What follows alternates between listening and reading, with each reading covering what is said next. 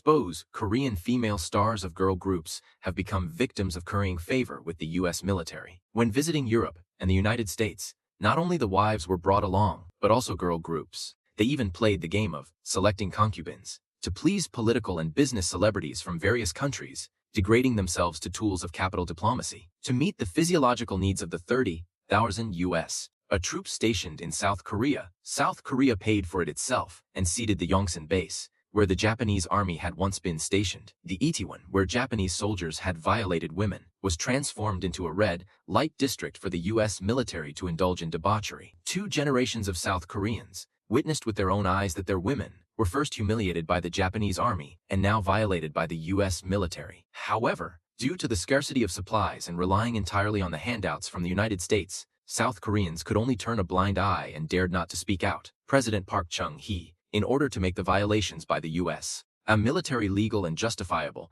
even started brainwashing from the education of the younger generation. School teachers would teach students to highly praise those women who were willing to serve U.S. soldiers, calling them patriots who earned dollars for South Korea. The government even vigorously publicized that South Korean women should be proud of serving the U.S. military, and that the money earned through their bodies was a huge contribution to the national economy. No one was allowed to say behind their backs that they were princesses of the U.S. military or slaves of capital. At that time, more than 30,000 women provided nighttime companionship and emotional support to the U.S. troops stationed in South Korea on a one-to-one basis. And though South Korea severely cracks down on the illegal porn industry, with the special approval of the president, a large number of South Korean women were abducted and sent to the villages near the U.S. military bases.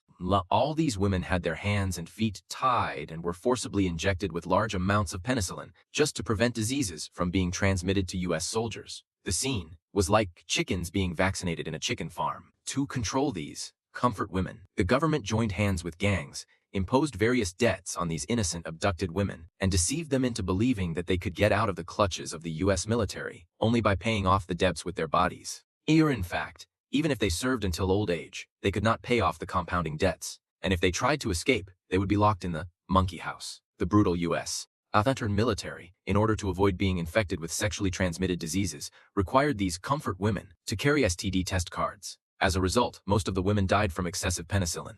And President Park Chung-hee, in order to cover up the crimes, claimed to the outside world that they were foreign princesses and South Korean civilian diplomats. Ironically, although the U.S. the military stationed in South Korea had violated millions of women, it was the New York Times of the United States that finally exposed the scandal. Although it once triggered condemnation from all sectors of society, the surviving victims have not received compensation or apology so far. Especially the Yoon Suk-yeol government directly refuses to admit it. The U.S. a military stationed in South Korea, which has long lost its sense of novelty, and even feels that it's not exciting enough when women offer themselves up for them to exploit, has started running amok in South Korea and forcibly seizing civilian women.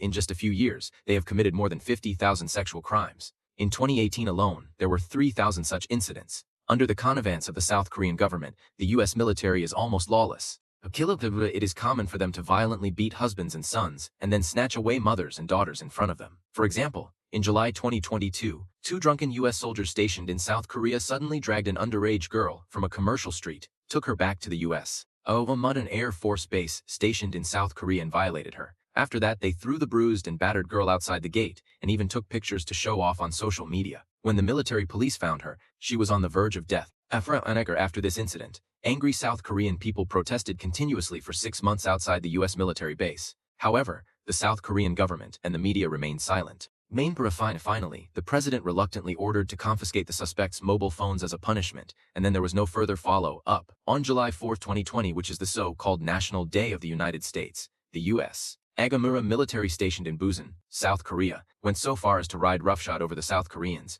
resulting in more than 10 people being injured. When South Korean policewomen came to stop them, they were instead violated on the spot by the U.S. soldiers. Finally, the South Korean police station said that it was the U.S. National Day on that day, and it was understandable, and only gave a verbal warning that they were not allowed to act recklessly next time. The main reason why the U.S.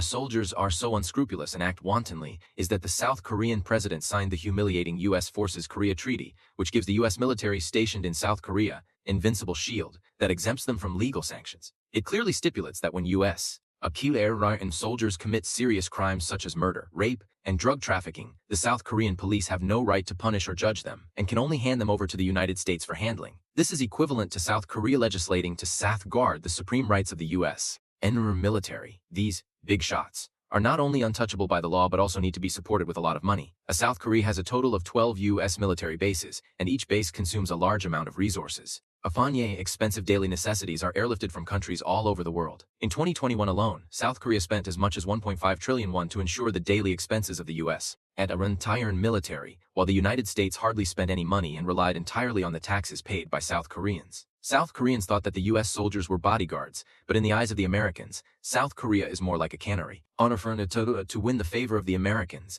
the South Korean president and the chaebol are willing to be supported by the United States and work for the United States. Under the command of the United States, they monopolize the South Korean economy and become the root cause of its abnormal development. Almost all of South Korea's decisions are made by comprador capitalists, and economic development must conform to the interests of U.S. capital. And the slogans of the United States are getting louder and louder.